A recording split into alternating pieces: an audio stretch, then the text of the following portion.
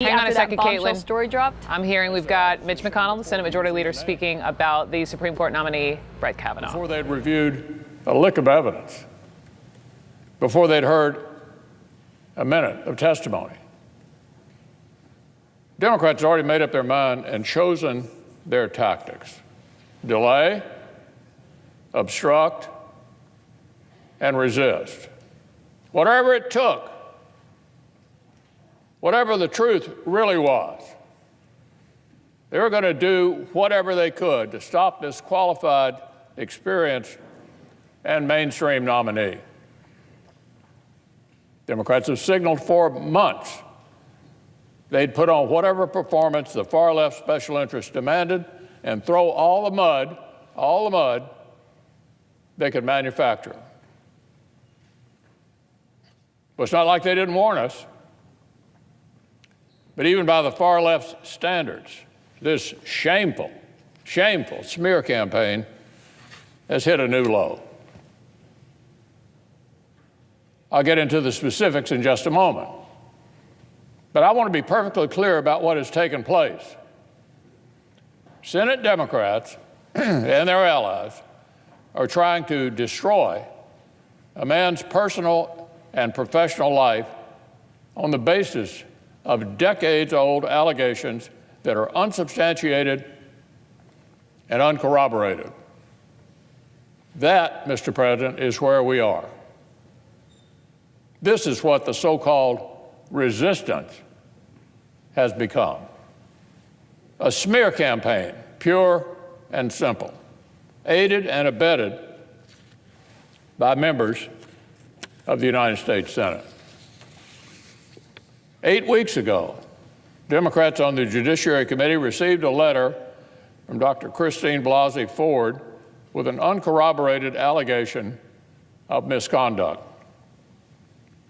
She had requested the matter be handled discreetly and confidentially. The responsible next step would have been alerting the full committee so a confidential, bipartisan investigation could begin. Committee staff would have followed their standard practice for investigating background information. Senators could have questioned Judge Kavanaugh in their meetings or in closed session while respecting Dr. Ford's request for confidentiality. But Democrats didn't do any of that. They sat on Dr. Ford's letter for 7 weeks, kept it secret. They did nothing. They bid their time. And then they threw Professor Ford's wishes overboard and leaked it to the press.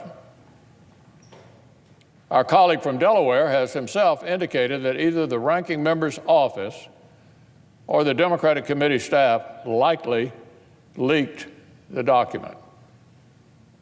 As I've noted, we know the chain of custody of the letter went through the Democratic side of the Judiciary Committee. So, Mr. President, does this sound like Democratic senators take their responsibilities seriously and want to get to the truth? Or does it sound like a choreographed smear campaign that ignored Dr. Ford's request for confidentiality in order to inflict maximum damage at the last minute on Judge Kavanaugh and his family? This is an allegation of misconduct which all 4 supposed witnesses either flatly contradict or are unable to back up. In addition to Judge Kavanaugh, the other 3 supposed witnesses have said they have, quote, no knowledge, no recollection, and no memory of the alleged incident. It's not just one alleged witness disagreeing with the allegations. It's literally every person who was supposedly there. One of those supposed witnesses says she does not even know Judge Kavanaugh. So all the witnesses that Dr. Ford says were present at the party have told the committee on the record and under penalty of felony, all confirm they do not remember any such party, do not know Judge Kavanaugh, or have never seen him do anything remotely like has been alleged. And this unsubstantiated allegation stands entirely at odds with everything we've heard about Judge Kavanaugh's character from those who've worked with him, socialized with him, dating all the way back to high school. But Democrats wouldn't let a few inconvenient things, like a complete lack of evidence or an accuser's request for confidentiality, to get between them and a good smear. It's despicable. And the contrast with the completely professional conduct of Chairman Grassley could not be starker. As soon as Chairman Grassley learned about this allegation, he handled it through proper channels. He immediately began gathering the facts. His office promptly conducted a transcribed interview of Judge Kavanaugh in which, under penalty of felony, he unequivocally denied the last-minute allegation. And the office received statements from all the other supposed witnesses that they either directly contradicted the story or denied knowing anything about it. What's more, Chairman Grassley ensured that Dr. Ford could be heard in a forum of her own choosing, either here or in California, either in public or in private, either with the staff or with the members. He's gone above and beyond to accommodate her request. Thanks to him, we have a fair and open hearing scheduled for Thursday. Dr. Ford will be able to state her allegation under oath, and Judge Kavanaugh will be able to respond. But the smear campaign didn't stop there. That was just Act One. Just Act One. According to the reporter of this second allegation, the accuser, quote, came forward because Senate Democrats began looking, and now they're calling for even further delays and further obstruction over a second decades-old allegation that is so thin and so unsupported that the New York Times refused to even run a story about it. This claim is so dubious that the New York Times passed on the story entirely after looking into it. Here's why the New York Times declined to publish.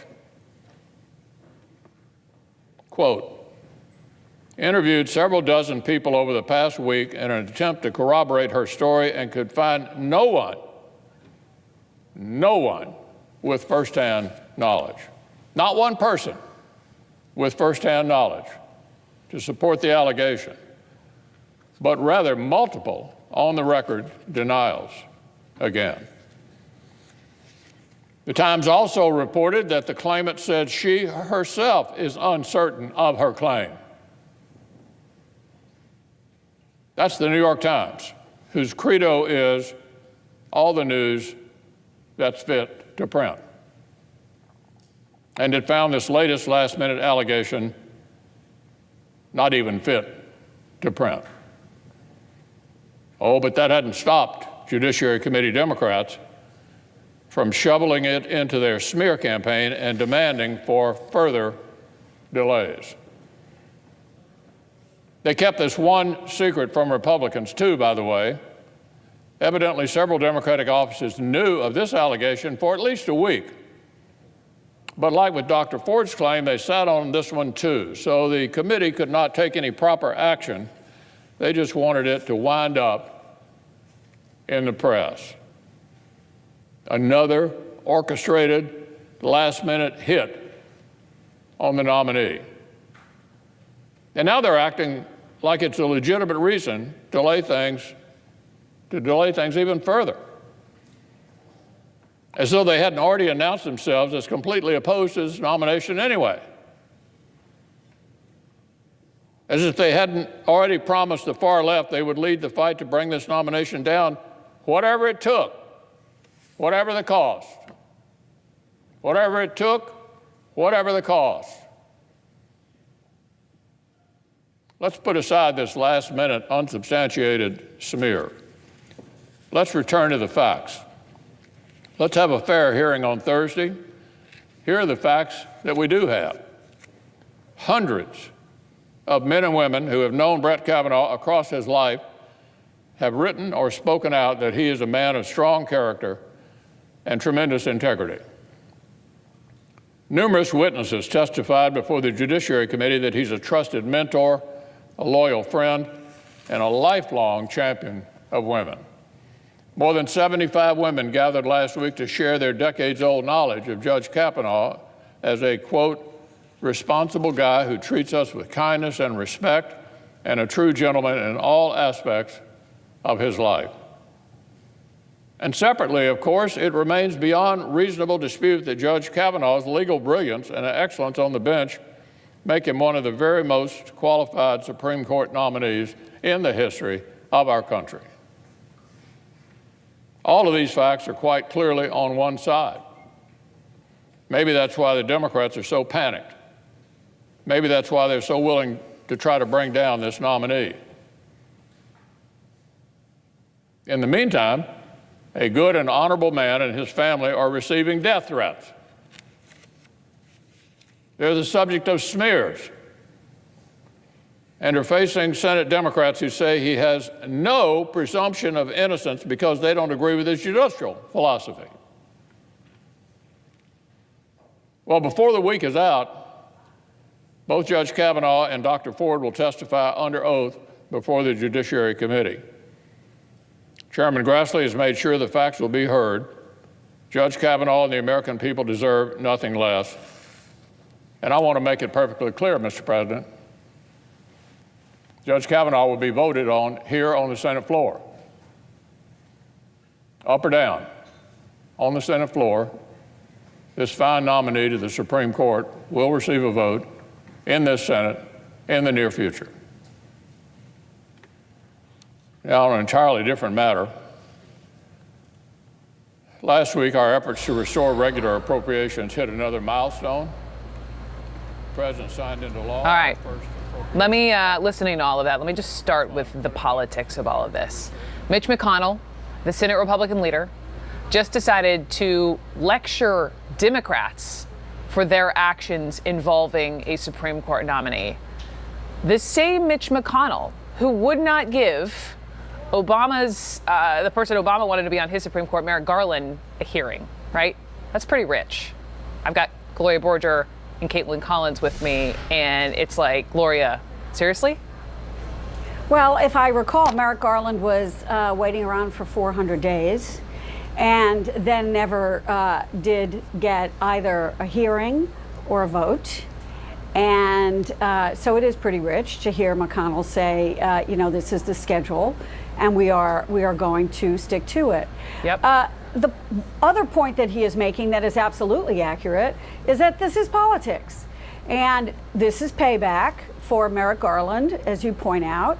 And this is also Democrats believing that they believe Dr. Ford, and they want her to be heard. And now she is willing to be heard.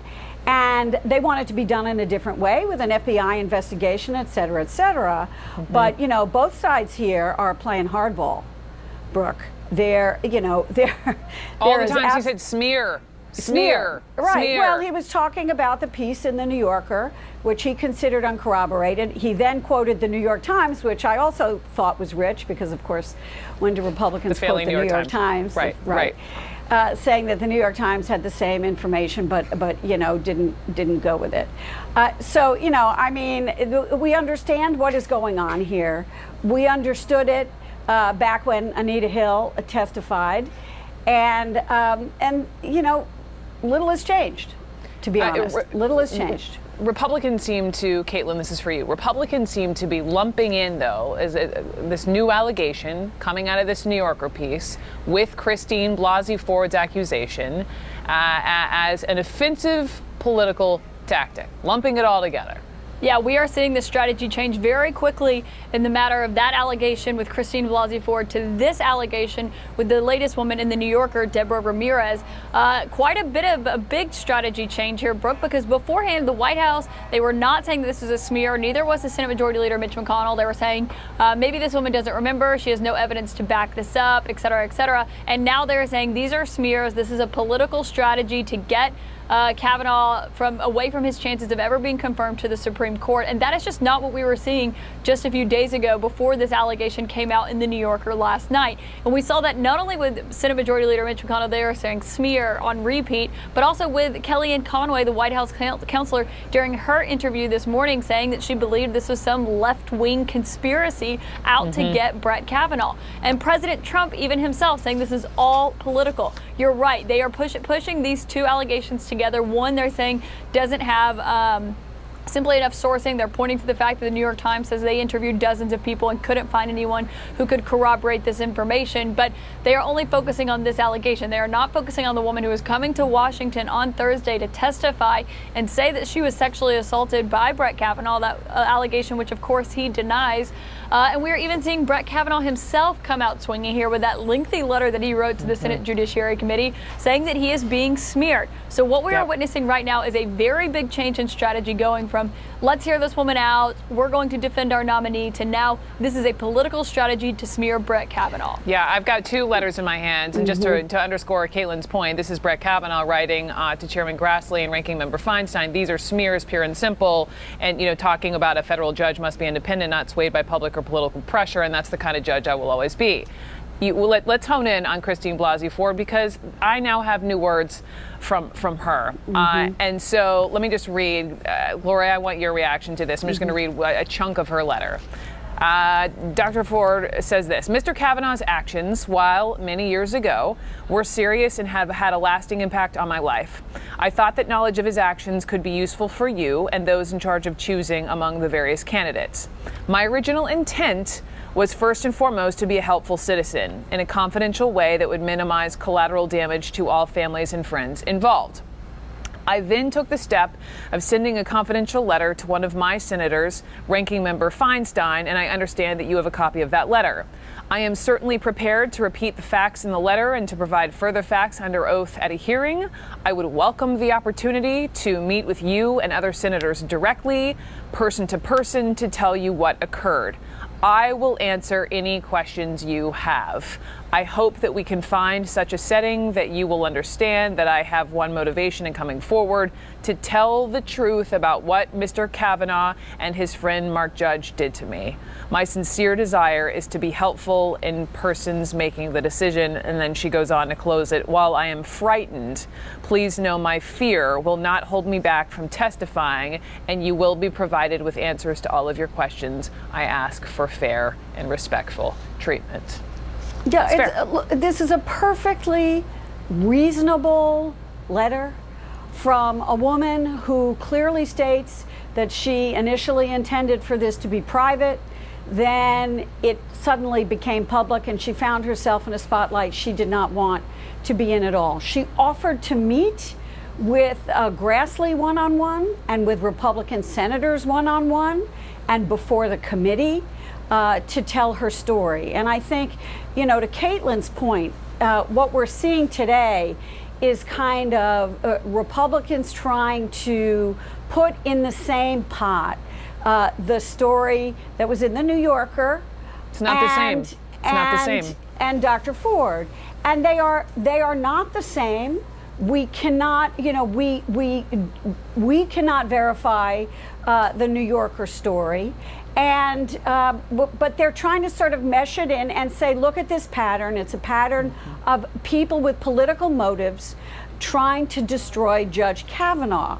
And I think that after the story came out yesterday, it gave Republicans a lot more wind at their back, if you will, because there were journalists saying, we can't confirm this. And there were people saying, I don't remember this, I don't recall this, et cetera, et cetera. So they're just trying to conflate the two into one big thing, and they're not. They're not the same at all. And I think Judge Kavanaugh needs to answer questions about both of them. But Mitch McConnell made it very clear that that's not going to occur. And just lastly, the timing of all of this, right? I forget off the top of my head the exact day count until the midterms, but it's essentially 6 42 weeks until thank you very much. 42 days until the midterm elections. And so why the stakes, Caitlin, are so high, right? That there is no way in that time, depending on what does or doesn't happen with Judge Kavanaugh, to try to get someone else through. There is an outside chance that the Democrats could take the Senate. This is it's a big deal. And that's everything that is on the White House's mind as they are fighting against these allegations made against Judge Kavanaugh. It's not just because they like him as a person. They also realize what is at stake here. And we've heard President Trump essentially voicing that. But White House officials, Brooke, feared that some second accuser would come forward in the days before Christine Blasey Ford did come forward to testify against Kavanaugh. And that was their fear, that even if they couldn't disprove or prove the allegations, the further allegations that they thought could come out, that if there were multiple accusations made against Brett Kavanaugh, that could derail his nomination altogether. That is their concern here. President Trump has made pretty clear he's standing by Brett Kavanaugh right now. He wants to defend him. He thinks these are political targets on Brett Kavanaugh's back, and that is the only reason these allegations are coming out. But the White House's fear was that so much to the fact where senior officials in the White House were already discussing who else they could nominate to the Supreme Court. They think they could essentially cut bait with Brett Kavanaugh and have someone else nominated, maybe Amy Coney Barrett, Kethledge, those other that were the leading contenders leading up to Brett Kavanaugh's nomination, and potentially have someone like that confirmed by January. Those are ideas that are floating around in the West Wing right now because they think it could become too perilous of a situation with Brett Kavanaugh. Whether or not that's true, we'll find out this week. All right, ladies, let me thank the two of you. I've got Joan Biskupic, who's got a microphone on here as well. He's been covering the Supreme Court for years and years. And Joan, I mean, it sounds like, reading both of these letters, it sounds like this hearing is going to happen. Neither side is shying away. It's so true, Brooke. You know, we start the morning wondering if the latest set of allegations is going to derail this nominee who, you know, was so close to getting a committee vote, moving closer to the floor when everything first blew up about 10 days ago. But what's happened in just the last 2 hours, Brooke, shows that all parties are digging in one way or another. We got, most importantly, from the nominee himself, a letter saying he owes it to himself, he owes it to his family. You know, he's a father of 2 daughters. He owes it to all these women who supported him to stick with it. And then we've also heard from Dr. Christine Blasey Ford, writing directly to Chairman Grassley on the Senate Judiciary Committee, saying, here's why I came forward. She sort of wanted to give herself more voice, I think. She said to Chairman Grassley, you know, handle this letter the way you see fit. She obviously expected it to be released as it was. And in it, she talks about a little bit about the decision to come forward and what she's trying to do here. And she emphasizes her role as a citizen in this process, feeling the need to explain what she knows of this nominee to this lifetime seat.